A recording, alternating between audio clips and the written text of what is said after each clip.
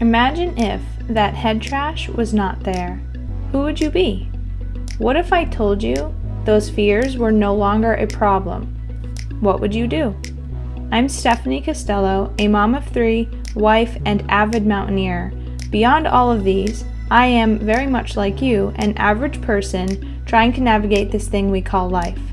My goal with this podcast is to bring to light the truth about what intimacy really is. You may smile, feel called out, or learn something new. Either way, you will learn you are in control. This episode is brought to you by Safety in Freedom. Are you struggling to find safety in the freedom you create? Or maybe you're struggling to own your power, embrace who you are, and break free from those toxic patterns? Well, let's help you solve this problem today. Let's figure out what is really happening in your relationships with yourself and others. You can do that for free today at safetyinfreedom.com/call. That is safetyinfreedom.com/call. In addition, if you are looking for support with what we've been talking about in today's episode, I want to encourage you to get our free tools to help you navigate your freedom. You can go now to safetyinfreedom.com to get those resources. If you'd like access to the special resources and all the show notes for the special episode, make sure to visit theintimacykruths.com. Today, I have the pleasure of introducing to you Isis Latham, who is a teacher, networker, and marketing expert. Everything Isis does is based on developing personal relationships. Isis is dedicated to finding the right solution for each financial dilemma. She always starts with listening because every client and every life stage is different. The founder of Evo Biz Devo, Isis brings this network together to help entrepreneurs make more money while giving every civic, nonprofit, or social activist a platform. As a financial professional, you can find Isis changing lives one family, one business, and one life at a time. All right.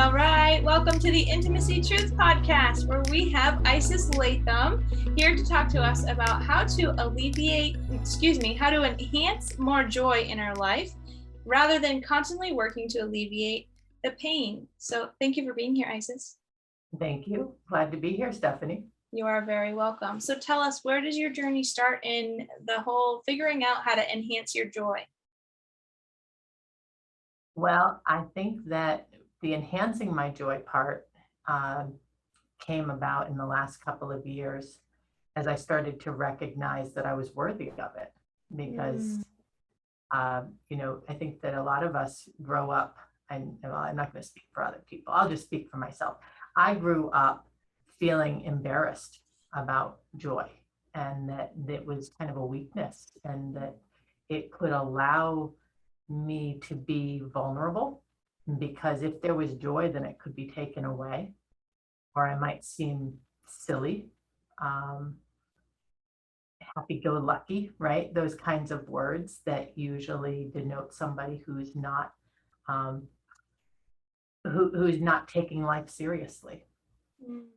That is so powerful. And thank you for choosing to speak for yourself. We often will sometimes try to include other people, but even what I'm about to say is including other people, like listeners. We know what was just said is constantly a battle for many people in our world. I feel I'm very passionate about talking about how media and movies and whatever else, they play off of our fears in order to sell a product. And that playing on our fears is how we're taught as a society to live.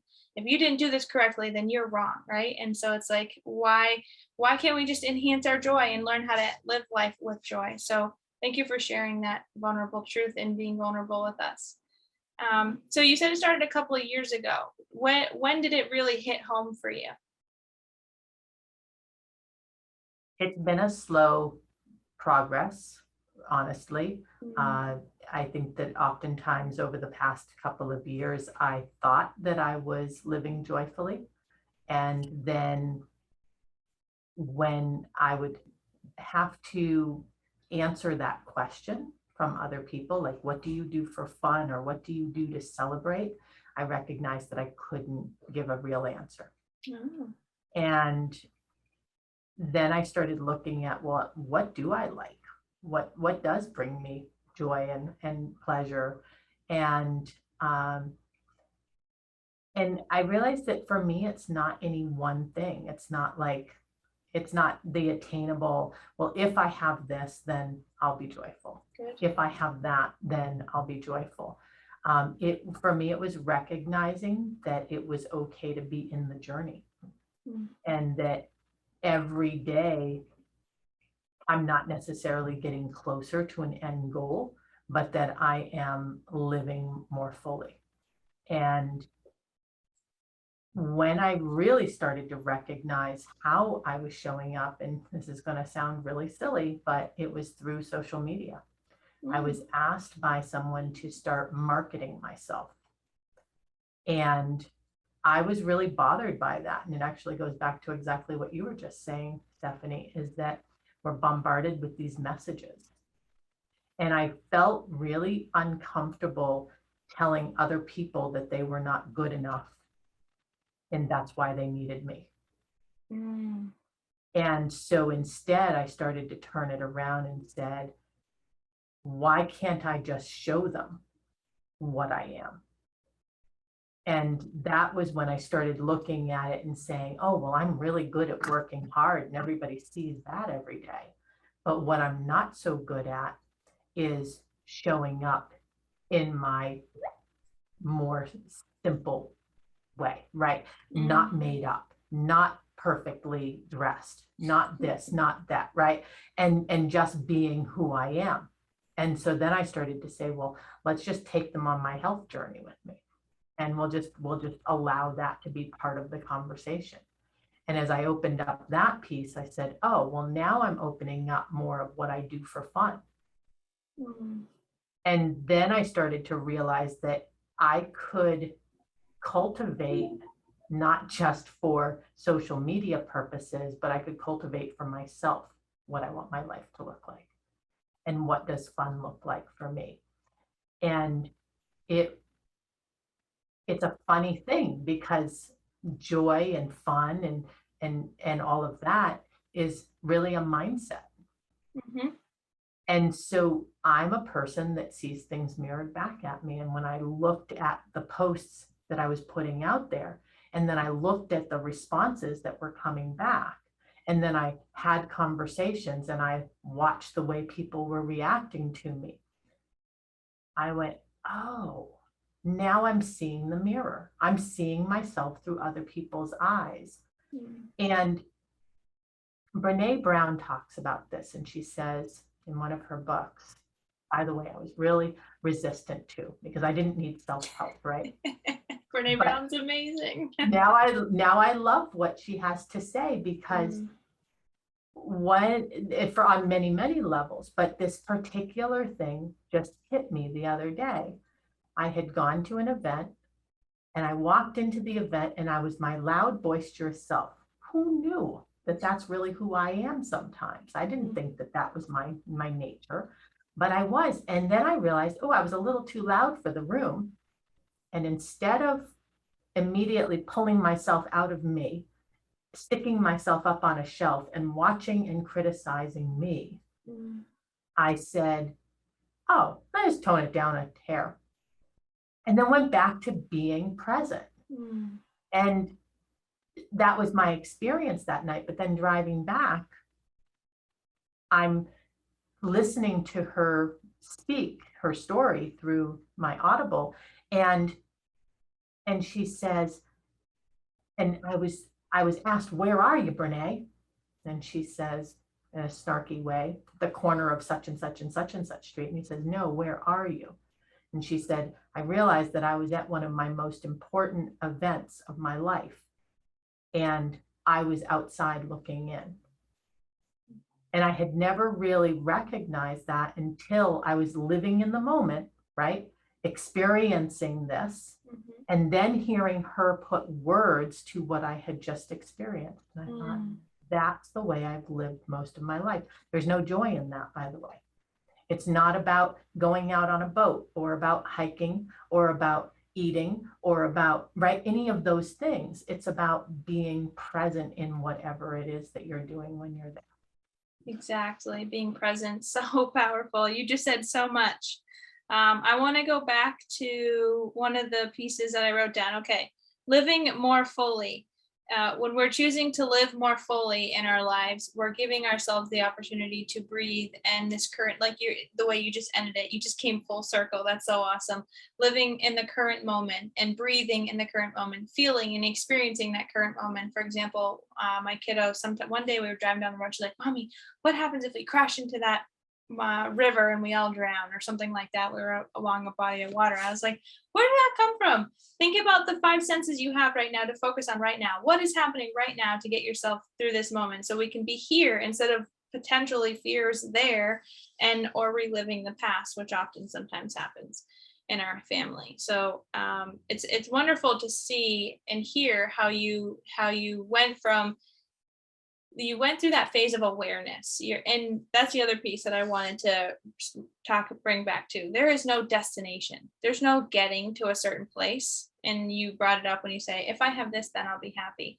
That's often how we look. We look to our environment to change. Most people, when we're thinking about what makes us happy, if my environment is this, then I'll be happy, right? And whatever that environment piece might be, which is something that you talked about in before we started recording. Life is abundant. It is only our fear that causes us to see the lack of whatever is there everywhere where we look, instead of being able to see within in a way that's super fun and exciting and accepting and loving and all the wonderful pieces that come along with enhancing our joy in our lives.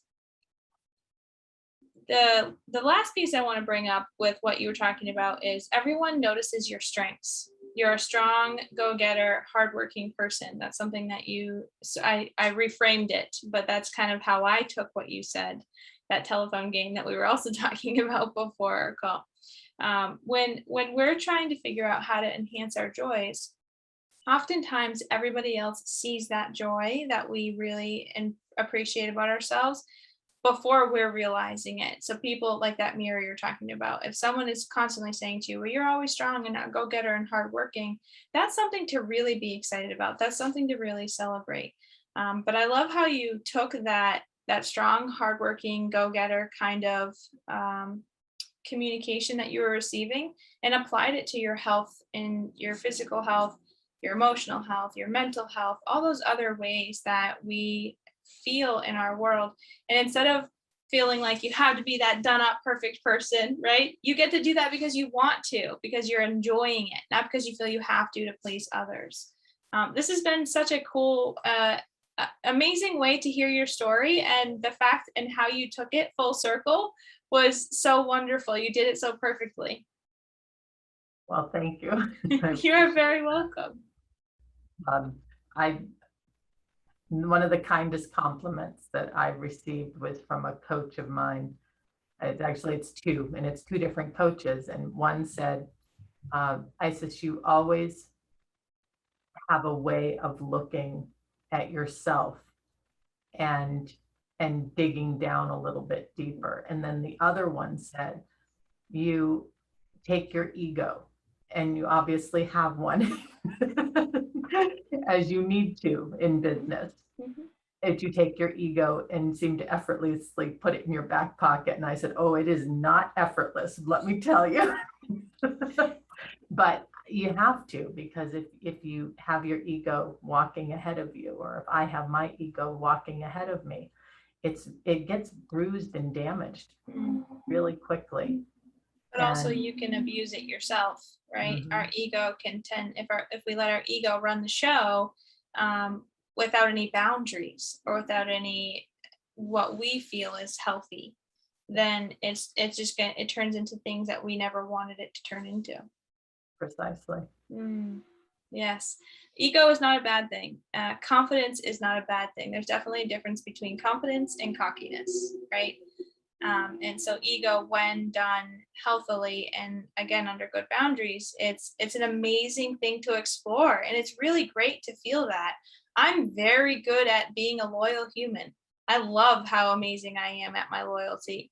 right? Even when it sometimes hurts to be that as loyal as I am, I still enjoy that part of me, and I have no problem with talking about it.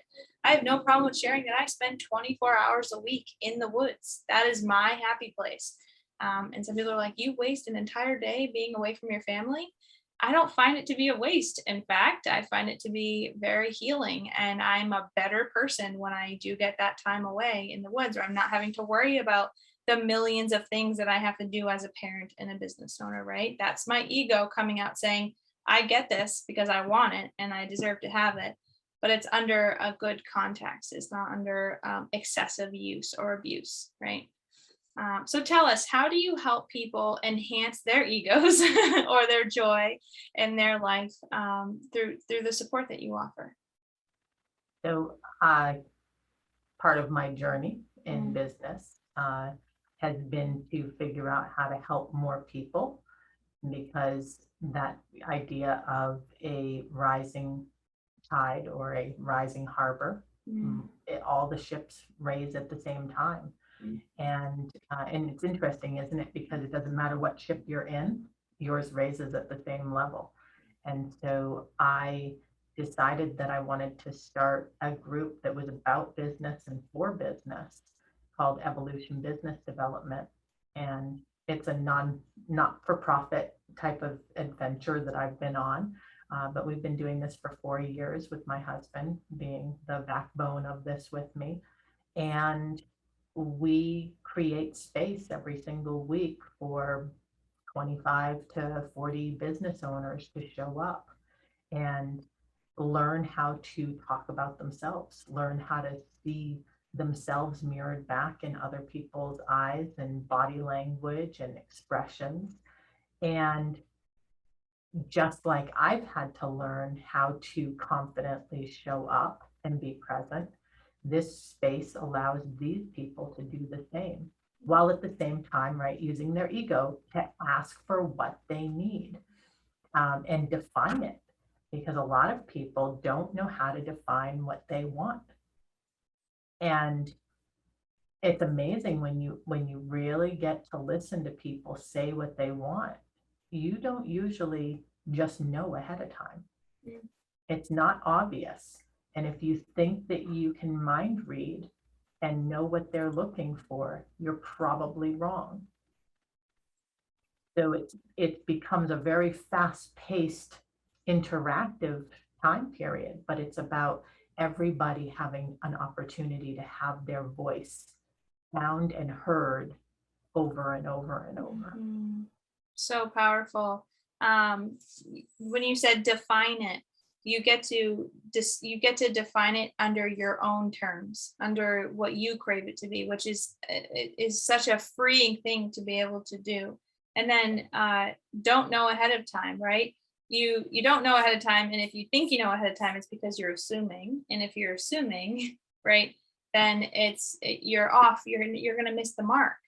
And so that space that you provide, that I also participate in, is really wonderful to be able to practice asking for the things that I want or crave in business, or just being able, for me, truthfully, being able to say, to have the opportunity to say what I crave to say to the world, but doing it in a way that is helpful for others to hear, right? Yes. So that's the ego piece. I'm using my ego because I know what I have for a skill or service or offer to provide is really powerful. Now that's my ego.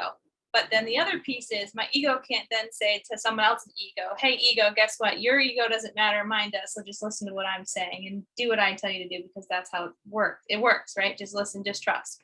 Life doesn't work that way. And that's where the nice little balance, figuring out how to not fear that failure, but how to keep going.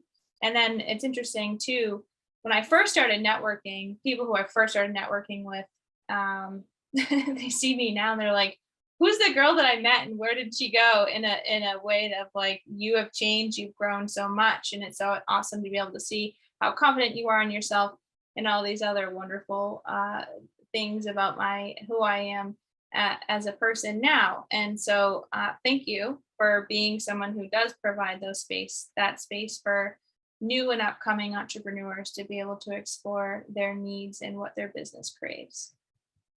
Thank you. You're It's been a very pleasure. welcome. Yeah. So if there's any last thoughts, what is one last thought that you would like to leave with our listeners for today? I don't know that it's a profound thought, but what I wanted to add to that is that most times business owners are separated in this world from nonprofits and from employees. And so we created that space to bring all of them together equally. So that just like what we were saying with that business owner, they're hearing from the nonprofit world as well. And they're hearing from the employee of somebody else. And when we do that, we're all on this equal playing field. And we start to recognize all of the different experiences that people have on a day-to-day basis. And I think it's a catalyst for better conversations. Totally. That's my goal, is to be a catalyst for better conversations. A catalyst to help people enhance their joy. Yeah. I love it. This has been a wonderful conversation. Thank you for being here. Thank you.